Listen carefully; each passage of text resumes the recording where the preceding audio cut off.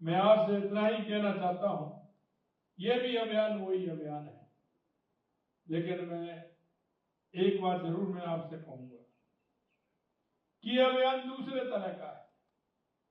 इसमें सभी का साथ होना चाहिए, लेकिन हम देखते हैं कि एक श्रेणी, उस पर कोई अंतर नहीं आ रहा है।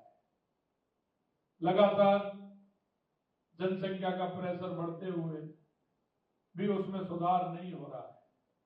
हमें ऐसे लोगों को भी एक जन जागरण के माध्यम से उनको भी बताना चाहिए कि आने वाले समय में ये जनसंख्या का आधार अगर बढ़ेगा तो कई तरह की परेशानी भी होगी। देखिए, हमारे यशस्वी मुख्यमंत्री जी ने जो कहा है, हम सबको इस बात के लिए अवेयरनेस होनी चाहिए कि जनसंख्या नियंत्रण करें, तो इसमें ऐसा नहीं हो कि कोई विशेष समुदाय या किसी वर्ग की बात हो।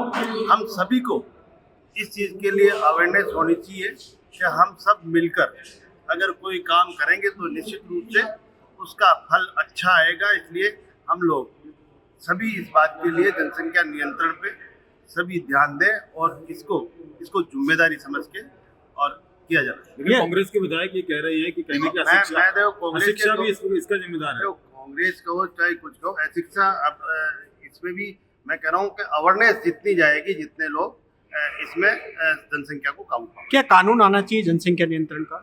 निश्चित रूप से जो भी आएगा, लेकिन मैं ये कह सकता हूँ कि हर वर्ग और हर जाति में ये अवेयरनेस होनी चाहिए जनसंख्या को।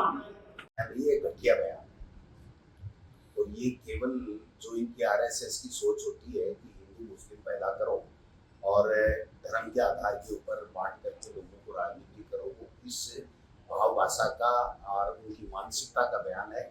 हम निंदा करते हैं किसी भी समाज को, मुख्यमंत्री हो चाहे प्रधानमंत्री हो चाहे कोई जनप्रतिनिधि हो चाहे सामान्य नागरिक हो, उसको किसी समाज को टारगेट करने का कोई अधिकार नहीं। उन्होंने गलत किया है। जनसंख्या बढ़ाने से किसी भी एक वर्ग विशेष का कोई संबंध हो ही नहीं सकता। ये इनकी मानसिकता है जिसके कारण से ये केवल और केवल हिंदू मुस्लिम कर करके और टारगेट करके किसी समुदाय विशेष को अपने वोट बैंक बढ़ाना चाहते हैं। अब मुख्यमंत्री जी अब आरएसएस के पदाधिकारी नहीं रहे, अब वो प्रदेश के मुख्यमंत्री बन गए।